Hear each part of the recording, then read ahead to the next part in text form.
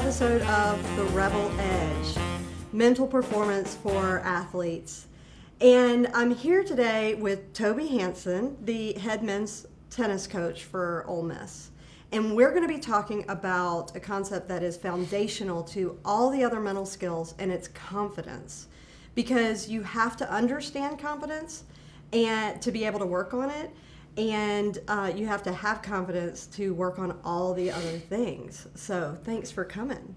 Thanks for having me. Absolutely. So tell me about your ideas around, or even maybe definition of confidence. It's as you said, it's very important to understand. I think that the fundamental part about confidence and how you approach things.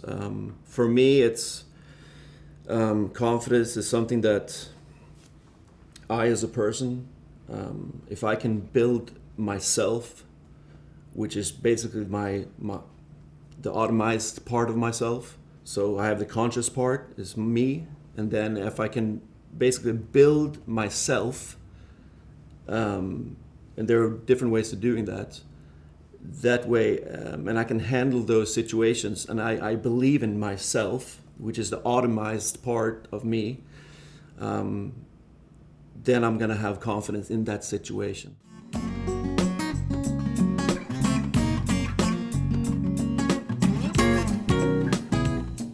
I think one of the things that is really important about confidence that I always ask is people say, I want to have more confidence, obviously. Yeah.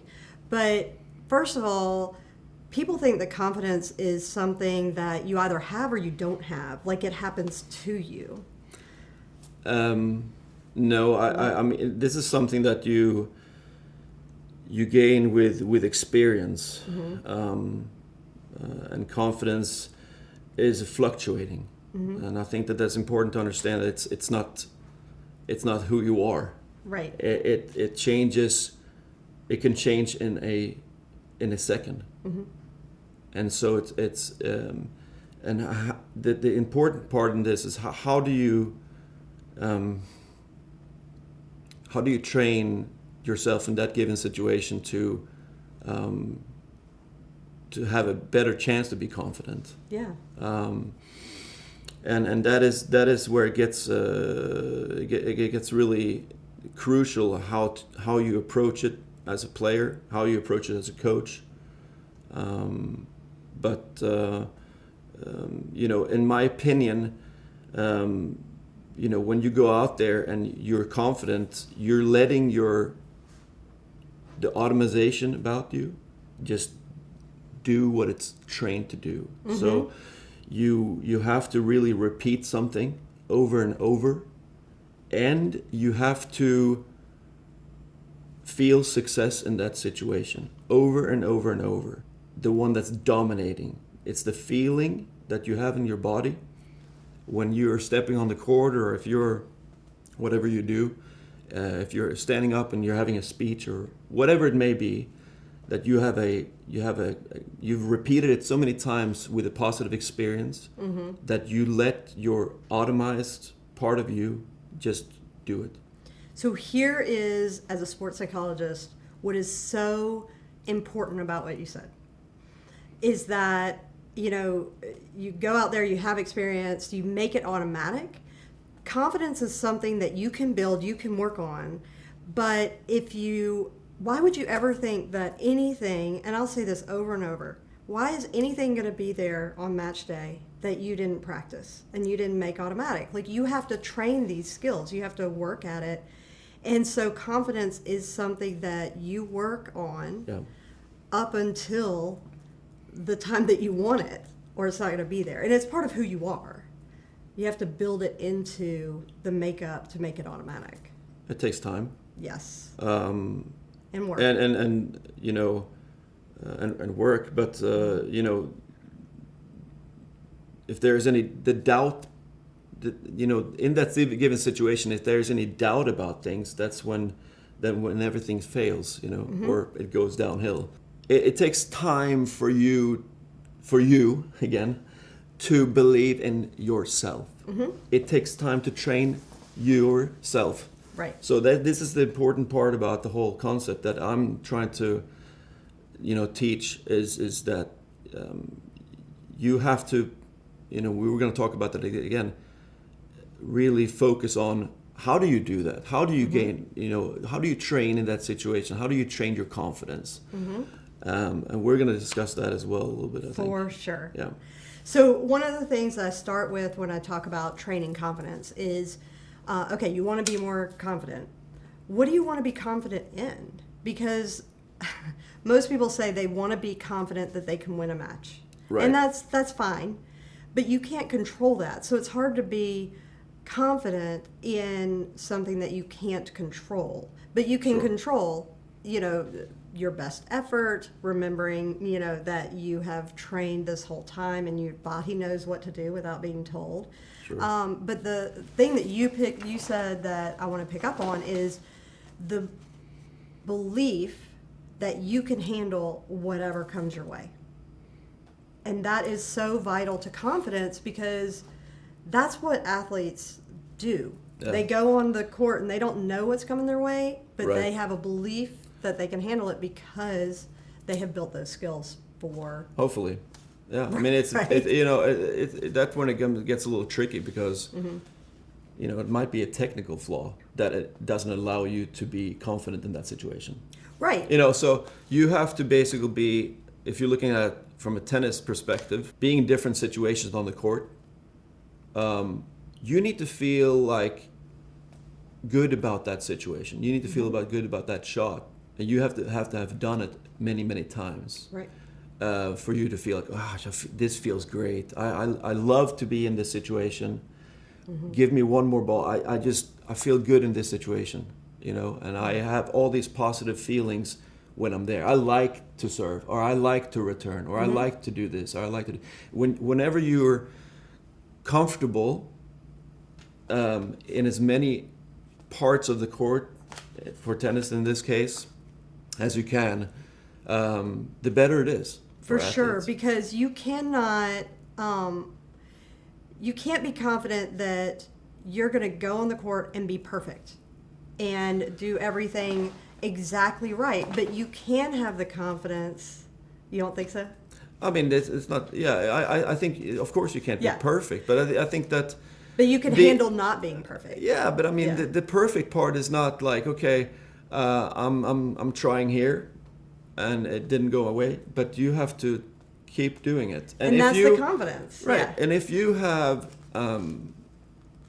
have eliminated the doubt, that basically you have overtrained yourself in that situation, you've trained it over and over and over, you've repeated it so many times that you have a feeling that I can do this. Right. Regardless of how that particular situation went, that feeling still remains. Right. And that's when the feeling of, okay, I hit one ball out or I missed one shot in basketball, if the doubt comes in then, you haven't trained that situation enough. You're not ready for Right. it, okay? So it's not even your fault. You just have to go back and get comfortable in that situation. And, yes. and make another attempt. Yeah. And make another attempt and make another attempt. Right. Until you start to feel like, okay, I can do this now. So here's what I hear you saying that is so great is where so many athletes get confidence wrong is that it's confident that they're going to go out and execute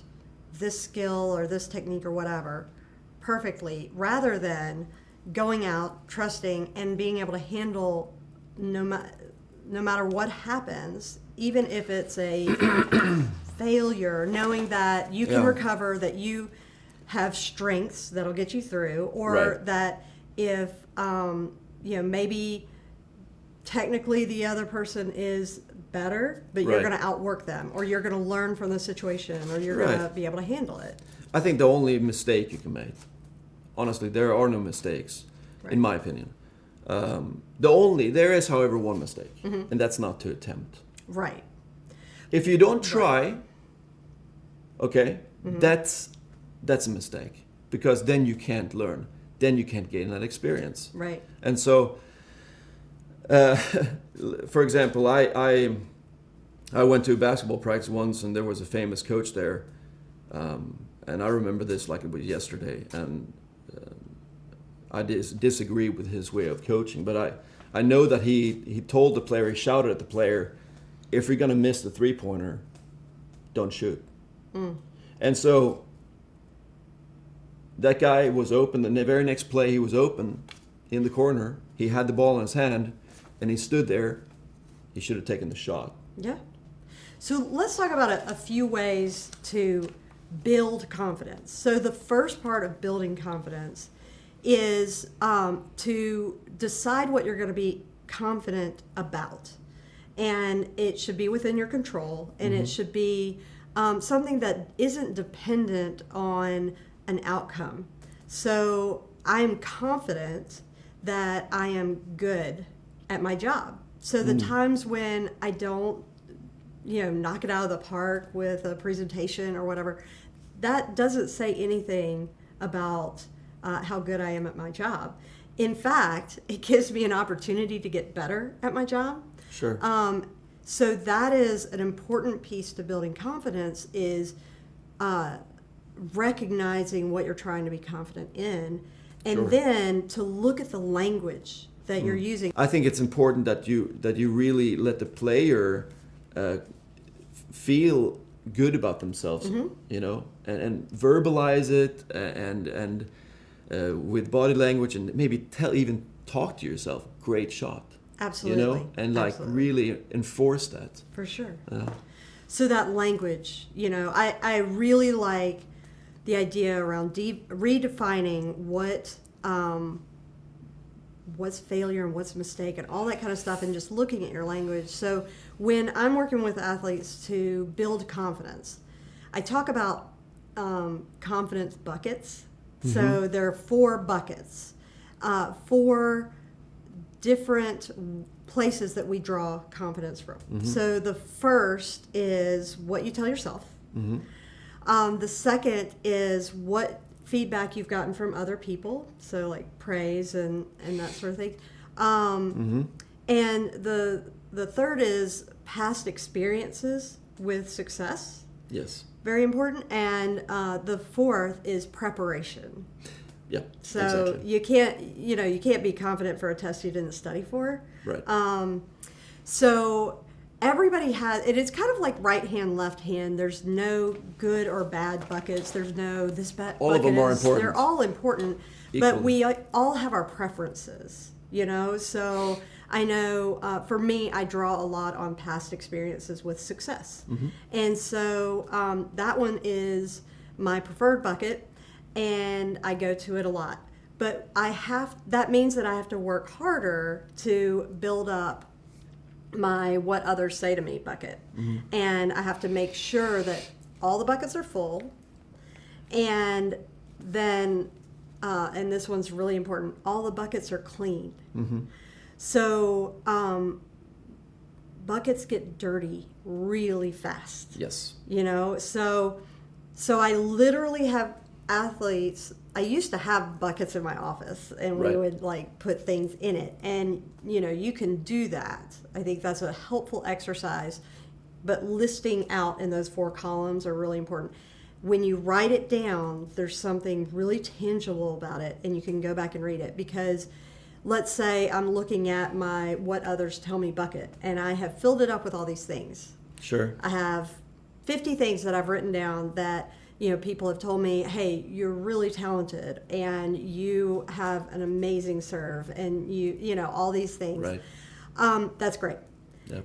50 things in there, and one person says, I just don't think you belong here, and all of that stuff gets dumped out of the bucket, and now that bucket is really dirty. What you've put in the bucket, if that's not really holding up, you have to do it over a longer time. Right. I think to be able to resist the negativity that's coming in, and the doubt. So it's consistent. You have to be consistent in looking at what's in those buckets. What am I pulling from? Because it's also really, some days we just have an off day. Sure. And we're going to fill those buckets with negative stuff. And so we have to constantly be looking at what are in those buckets, and what are we pulling from. because we can choose. Right. You know, and it's really important. Also, if my least preferred bucket is what others tell me, then I have to make sure to pay attention to that, because it's not as natural for me to recognize when that's filtering in. Yeah. Yeah. What others tell me, I think it's important as well that, you know, in my role as a coach, that I say the right things at the right time. I mean, really going back again to what I said previously, it's like you're falling into that. I fall into that trap too. Like, gosh, you know, you should make that shot, or you know. Yeah. So I have to remind myself, like, listen, you know, that's not going to help at all, Right. you know, whatsoever. So I have to really be ready when I'm on the court to make sure that I'm doing the job that I need to do, and not go in all the time, but go in at the right time and reinforce a positive feeling or whatever it may be. Or because having success in the end of the day is over and over is really what's going to establish your confidence and wipe out any doubt, depending, you know, and especially these small dips that you're going to have, they're not going to feel like nothing. They're not going to feel like anything, because there's such a solid foundation that you've built through repetition and positive feelings and positive experiences, that those, you know, mishaps or whatever you want to call it that goes against you, they're not really going to take. Right. You're not going to take a hit, but it takes a long time to develop that, and it takes a lot of experience to develop that, and many repetitions and many examples where you've proven to yourself that you can do it. To wrap up, one of the things I like to say about confidence is, when you are playing the sport that you love, that you've put so much time, so much energy, so much work into, so much of your life and your identity into, not being confident is a waste of time. Absolutely. So if you can look at your language, look at your definition of what you're trying to be confident in, and then write down those buckets and fill them up and keep them clean, then that's going to provide you a good, solid foundation for being confident. And that's going to give you the rebel edge.